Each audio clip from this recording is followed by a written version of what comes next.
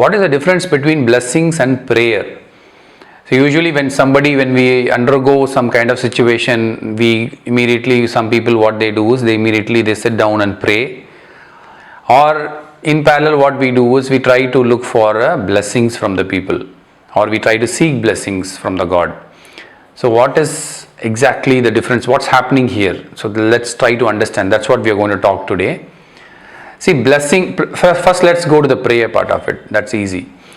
Prayer is a situation where in your life where things are happening around you is not in your favor, or you are not comfortable with those changes, or you lack some strength in you, and you want some miracle to happen, or you want some solution that will give you peace of mind in you. So you try to work on that area. So what you know is you are in a state of mind where you accept that there are some things that I need in life which is beyond my current capacity and my limitation.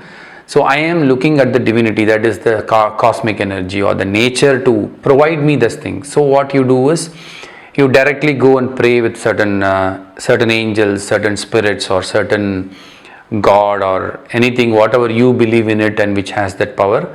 You will actually go and surrender. This is completely in the surrender mode, where you completely accept that these are my limitations and I am undergoing certain things in my life and I am doing my best with my limited capabilities. Now I need that additional power, where additional support or additional faith or energy from the mother nature to me. So you surrender and then you ask. So that is called as prayer. Usually prayer is done from a person to a spiritual side of it. You are trying to establish a contact and seek, you are praying for it, please give me, or something like that. Or that is one thing. The other side of the blessing is where you feel you are content. You are completely, you know what is divinity, what is the meaning of spirituality, and you know about yourself. And then you engage in a certain spiritual practice. It could be a kriya practice, it could be pranayama, it could be meditation, it could be chanting.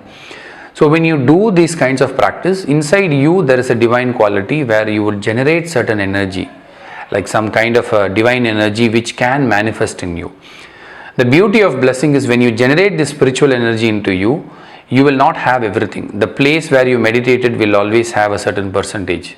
So wherever you sit and meditate, that will be staying that in the place. That is why they build temple around these Siddha Samadhis. Whenever they enlighten, or with the place where they leave the body and attain Jiva Samadhi, that place has that manifestation power. Immediately they will block that place with granite, they will connect that place with copper, with the well and the tree, and so that they install the kumbha or kalasha there, and they build a temple around it, so that energy they store that energy, so everybody can come and harvest that energy and they can go for their day-to-day needs. So here when you are in the blessing state, so you can transfer some part. You cannot completely transfer the whole meditation power to someone, but you do have think like it's like a current account. So other things are fixed deposit, it will mature at the time when you need it, like it will give you as a psychic benefit, or you can unlock all those things. There are certain things you can actually pass on to certain people.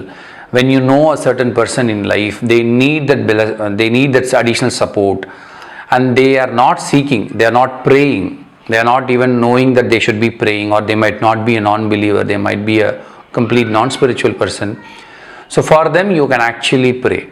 So you can give them some strength. But the problem here is when you are blessing, you will have to have two aspects you should remember here. Number one is you should make sure you bring in a third entity and then you pass on the energy. If you directly pass on the energy, you're opening a cord from your third eye to that person. So it's a direct connection. So anything you push into his head or anything he reflects back will come and hit you, and you will have a replication of it. So the best thing is to bring in a third person. Like you can pray to nature that I dedicate this energy to a certain person for a good cause. So keep the third person, establish the connection. When you bless it, you will have to say, I am going to bless this person through mother's nature, or through Reiki channel, or through karmic, or anything, whatever you keep in between, or your family deity, or any angels like Archangel Raphael, Archangel Michael. Anyone you can keep in between, and then pass it on to them, and they will pass it on to them. to the respective people. So that is a very important aspect. And another subdivision of that is you should know whom you are blessing. So that person, photograph or a name or date of birth, something you should know with you. Only then it reaches. If I say I am blessing Kumar, means there are 1,000 Kumar. So maybe there's a Kumar in my first floor. The moment I send the energy, somebody in the first floor might get it, and the actual Kumar who is staying 350 kilometers away from this place might not get it. So be specific. That is why when you go to the temple, no, they always say this. They ask, when you take Sankalpa, they will ask you your Nakshatra, Gotra, all the details. That is more like your address, like your unique address. So you are the only unique person to be born on certain Nakshatra and certain Pada and certain time and certain day in a certain place. So like that you have to have. If you have a photograph, it's a lot more easy. You can look at their photograph and then visualize them and send your energy to them. Another important point, another subdivision of the first point is, ideally it works miracle if that person also knows that. So if they know that that you are going to work for them, you are going to bless it, it even works better. That means if you are telling that you are going to enter a person's door, you are going to say that I am going to come to your house at 5 o'clock, just keep your windows open, I will drop in my milk packet or some groceries to you, it's better. If that person doesn't know, you would have closed the door. It will take some time to penetrate into it, but definitely it will reach. Blessings will never go wasted. It will reach, but there is a hindrance there. So it is good to know in case they are not comfortable and you feel maybe the person is someone, like you read a news, there was some really bad things happen to some set of people, you really want to pray. For example, farmers die out of suicide. It's not new for India. It is quite a common news for us. So we don't know which farmer. We can at least select a set of farmer and do it. And do not waste your blessing to mass prayers. Don't pray for the world peace. That is all done for marketing, to bring all people for their marketing activity. Let's pray for the peace, let's pray for the environment. You can't pray, you need a whole world to do it. Be specific with your blessings. Select a set of people or select a person who needs that, then you can send in the energy. The second and most important point you should know is how to bless. If somebody is suffering, you should not immediately pray, okay, let this guy get 10,000. If you talk to him, he'll say, I need 10,000. If 10,000 is there, my life will really change. I'm desperately needing 10,000.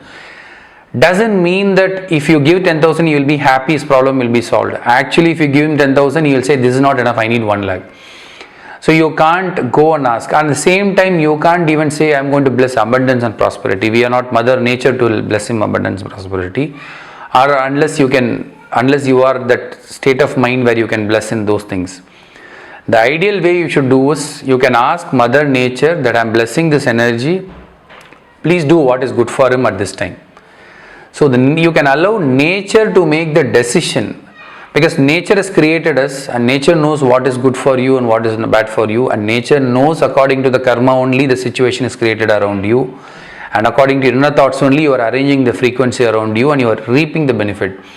So rather than we designing what they want and what they are looking for, it is best to give it to the nature. So you can say, I am blessing this energy, whatever I meditated today, I dedicate this for so and so person.